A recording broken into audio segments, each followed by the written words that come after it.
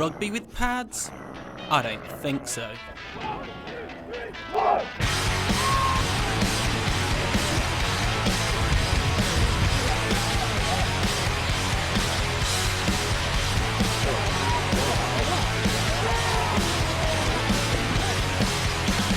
American football in the UK is more popular than ever. Around 30,000 people from 182 clubs play at least once a month. So why is America's most popular sport making such a big impact this side of the Atlantic? I've always watched American football, always on Sky Sports, all our mates around, late at night, watched Super Bowls and stuff, played a lot of American football game, and just sort of stand there and thought I'd give it a go. I started playing for my university team. I saw they had a team when I went there, enrolled, tried out and got in, so that was my first experience. If one person mucks up at the level on the field, a player will go dead straight away, says everybody's got to club together, everybody's got to get together, and that just then, off the field, breeds a good relationship. Well, I started towards the end of last season when they were still in an associate club, but before they were in the league. Didn't play any games, and then came back in January when they did the big recruitment drive, and to hopefully start playing again a bit later this year. So we've got a really good core group of people that all know each other, all get along, we've been working hard together for years, so it's really easy to come and slot into that when you're new. I got into it about 20 odd years ago at school, when it first came on Channel 4. And literally just my brother was into it. He said, pick a helmet kind of colour that you like, and I ended up going for the red and gold of the 49ers, so followed them ever since really, and just recently got back into it now because the Storm are here. So in training you can hit each other really hard, and it's always a case of give the hand to get back up, and it is really, because it's very much a team game. All 11 players on the pitch at any one time are vitally important to what happens in the game, so you can't let your teammates down as well, so it is very, very sort of camaraderie driven, definitely. I had a couple of friends that was coming here previously, about 2 years ago, and then from there I come along with them a couple of training sessions, and I just caught the bug. I play everything: football, baseball, rugby. I've played a little bit of. And how does this compare to those? It's a bit harder. It's a bit more crash bang wallop in that sense. But yeah, I love it. Swindon Storm are one of the newer clubs that have cropped up in recent years. They were only established a few years ago, but they've gone from strength to strength, this season being admitted to the British American Football League for the very first time. One man has almost single-handedly made this happen. Steve Bennett is a former Great Britain American football star with nearly 2 decades of experience in the sport. So what possessed him to start a team from scratch? Well, it all started in 2007 when my boss at work gave me a poke in the shoulder and said, you play this American football, right, don't you? I've got my son and his mates are obsessed with the sport. They're throwing the football around every lunchtime, coming home with torn school trousers, and they don't stop talking about it. Do you want to coach them up? And at the time I was playing for the Bristol Aztecs and coaching UWE Bullets, the university team. I'd also been playing for like 15 years at that point and played international youth and adult football. So I took that experience and started the Swindon Storm.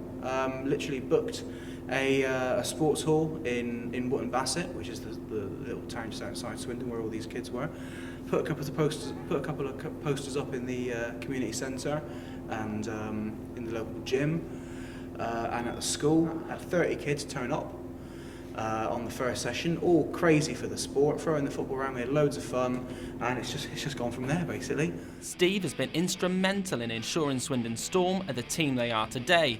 But what's his vision for the club? Yeah, sustainability is the biggest thing, and it's the infrastructure of the club that will help it survive. From my experience of working in other big clubs, the committee, they're the guys that make the team live for a long period of time. You can have the best coach in the world, but the day he walks out from the club, unless he's left a legacy to allow that club to continue growing, it's going to really struggle. And it would be great to see a young up-and-coming coach from another team bring new ideas in, and that would allow me to step back from the hands-on head coach role and let the team move on to its next generation and to see it become a sustainable product without me having to sort of do a daily grind on it basically. It's going from strength to strength. It really is. I'm so excited because every training session we're getting better. The guys are listening to what I'm saying. I don't teach particularly complicated things. I expect every player to be able to do 3 or 4 things well. And if you can do 3 or 4 things well, we'll be a productive offence and a productive defence. And that's all we need to work on, really. So the guys are really buying into that. There's little doubt what Steve means for this football team, and the players are unanimous in praise for their head coach. He started it as a youth team a few years ago, and gradually sort of built up to where we are today. And the amount of hours that he has to put in, that behind the scenes that a lot of people don't see. Certainly sort of the admin and getting us into the league and prep and planning every training session's planned to to the nth degree, with everything in mind. So Steve's massive. He proved last week his knowledge against Bournemouth. He ran a scout D here and we were running it so when we went into the game, and it was spot on. If without his knowledge we wouldn't be anywhere near where we are now. We wouldn't be in the leagues and we wouldn't have a chance at any of the games. His commitment to the club is absolutely incredible. Like, he does so much work, like puts in so many hours of his own time, like getting us all the information we need to know, getting us like training routines and stuff for when we're at the gym, just putting so much time and like effort into making this work over the last like 4 or 5 years. So he's instrumental to this club. The amount of hours that he puts into this team is just unbelievable. It's like, if he could, he'd be out here every night with us. His missus won't let him though. But yeah, he is one of the ones that lives and breathes it. Like he bleeds football through and through. Like, if he could play now, he would be. Like, I've seen him come to training and just have a helmet on, no pads or nothing, and tackle people. Like, you don't want to have a Steve Bennett tackle put on you, trust me. It's one of the worst feelings in the world. So what kind of attributes do you need to play the game?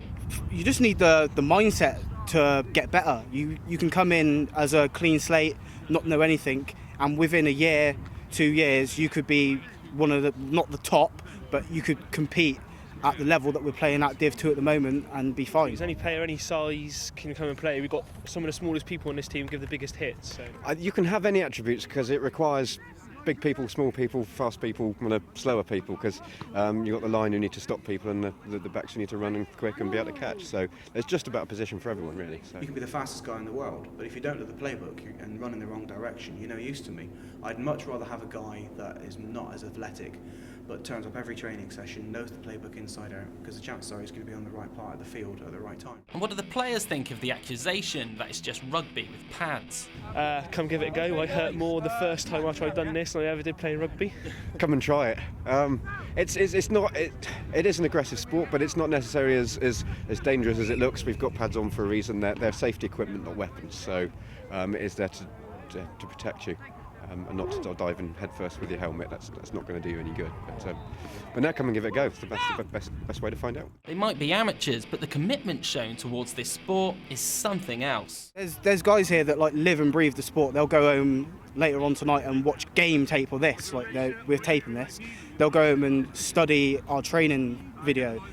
They'll study the video of the Bristol game that we got this weekend. So there's people that live and breathe it, and they just can't get enough of it, isn't it? It is, and it's very much down to as much commitment as you can provide. I was lucky I was able to go down and scout the opponents for this Sunday's coming game, because I had the Saturday free. I was able to do it and wanted to do it to get as much information as you can. So it's very much, if you've got the time, sort of put in what you can. Absolutely, it's still at a very amateur level, and you compare it to the American way of doing things. It's very, very, very amateur in a way, but it's getting better all the time, and now it's a university-funded sport, so it's only going to progress from here and get more and more people involved. And then there's a lot of clubs around the country, so literally from right down south up into the north of Scotland, there's teams everywhere. So. There is a lot of commitment. I mean, as well as training, you've got to go to the gym a lot to keep your body fit and working, get stronger, otherwise it is a lot of commitment for a sport. A regular season NFL game has been played at Wembley since 2006. And it's here to stay, with the Jacksonville Jaguars confirming one home game will be played in the UK at least until 2016. That's in addition to the annual game held at Wembley each year. Brits certainly have the appetite for the sport, with both this season's games already sold out, and the NFL's got big plans for the sport over here. Viewing figures have risen by a staggering 154% since 2006, and there's even been talk of a franchise being established here. But not everyone's convinced. I don't think it will work. There's a big market for it over here, but I can't see it happening anytime soon, to be honest. But if there was a team in London, then yeah, I'll try to go watch games, but logistically I don't think it will work. It's a long way for other teams to travel. Personally, I don't think they will be able to set up a home team in the UK. It's just too much effort for the away teams in the American League to come all the way over to the UK. But as like a 2-3 game spectacle, it's incredible. I think it's a possibility. The difficulty is taking one of those teams out of America, because the people that support them in America aren't going to be happy about that. So whether there's a case for an expansion at some point and they can bring in a UK team based in the UK to be able to do that, then it's a possibility. But they're having 2 games a year here anyway at Wembley, and that's probably going to continue for the near future. So it's only going to be more and more popular. With regards to a franchise in the UK, I think logistically it would be impossible. The vast majority of people that support American football in the UK already have their team. They supported their team since they were probably 5, 6, 7 years old. For example, a Miami's Dolphin fan who's been a fan since 1985 isn't going to stop being a Miami Dolphins fan to support this new London franchise. Logistically, it's almost impossible. I think we're at the peak of what we're going to achieve from having the NFL in Wembley. American football is not likely to knock football or soccer off its perennial perch in the UK. But with people like Steve Bennett around, it looks certain to continue leaving its mark here.